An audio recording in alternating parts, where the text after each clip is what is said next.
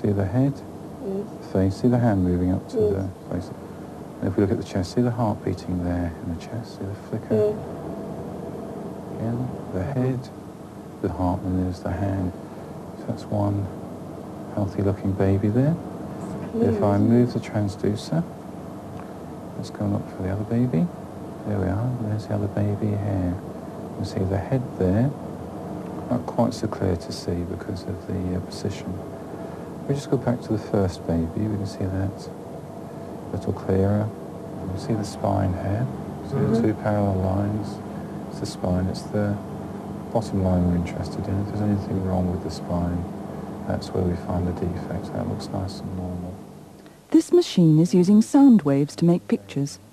The sound is so high-pitched that we can't hear it. It's called ultrasound. See that? Oh, it's right underneath the other one. See, punching him. See that? On there.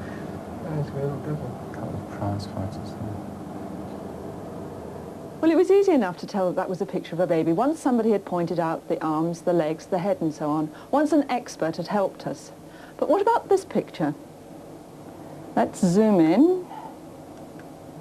Now, what could that be? Any idea? Right, Bill, you're the expert. Can you give us some clues as to what that might be?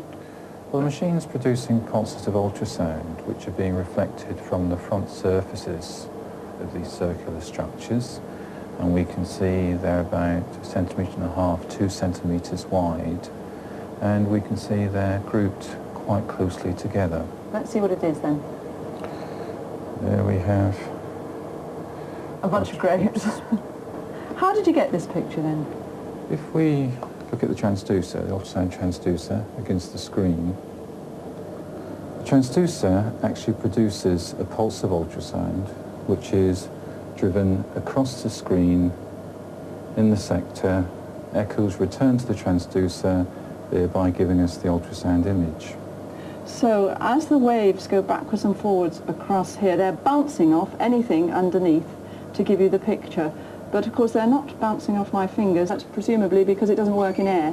Exactly. We need to scan through some kind of fluid, whether it's a gel, whether it's a water bath. The very high-pitched pulses of sound are in such a thin beam that as they pass through they make a picture across the womb.